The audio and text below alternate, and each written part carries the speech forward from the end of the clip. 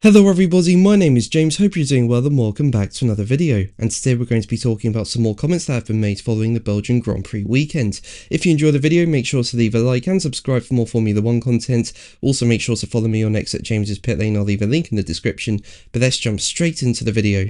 So let's start with Max Verstappen, who is concerned that F1 will no longer have wet races after the 80-minute delay to the Belgian Grand Prix. Now, as we know, there was rainfall ahead of the Belgian Grand Prix, and while the formation lap got underway on time, cars were immediately brought back to the pits, and that was because of visibility concerns. And we saw during that delay that the rain stopped and then started a bit again, but did not last too long, and then eventually the track started to dry out with blue sky starting to come out. But race control waited until the track was almost dry before starting the race, leaving only a quarter of the race before the field came in to switch from intermediate to dry tyres.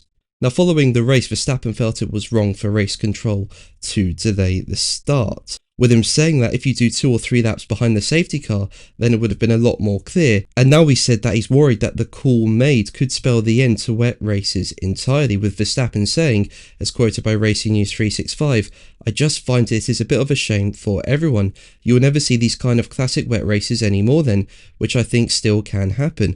And I think also the rain that fell afterwards was still manageable if we would have kept lapping anyway."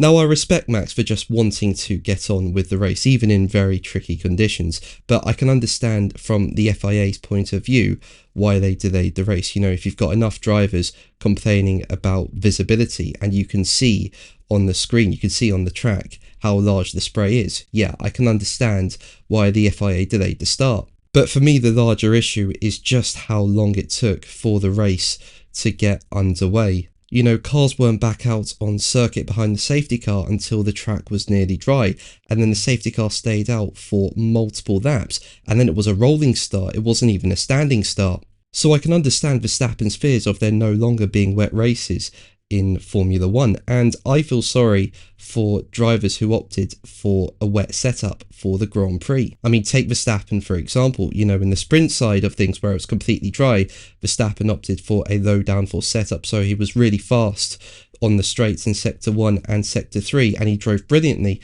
and ended up winning the sprint. But with rain being forecast for the main Grand Prix, when it came to qualifying on Saturday, Verstappen put a bit more wing on the car, and turns out he didn't really need it because there wasn't really any racing in the rain on Sunday. And speaking about that, Verstappen said, "You make all the decisions based on wet racing, so then it also just ruins your whole race a bit. But realistically, P3 would have been the highest possible.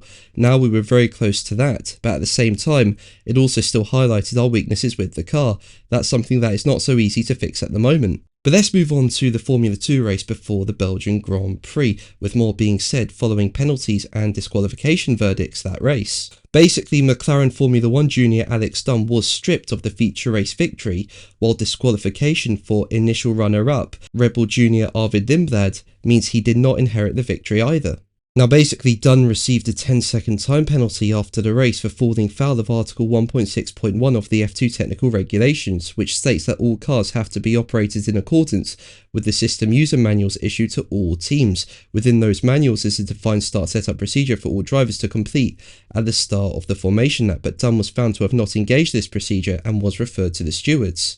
Meanwhile, second place Lindblad was disqualified because his tyre pressures were found to be too low at the end of the race. Now following this, Dunn sits 4th in the F2 standings, trailing the leader by 11 points, and in a post on social media, Dunn admitted that what happened in Belgium hurt, with him saying, "Definitely hurts to have the win taken away for something that has absolutely zero effect on the race. We dominated the whole weekend and were untouchable in all conditions. Massive thank you to Road in Motorsport for doing an amazing job once again.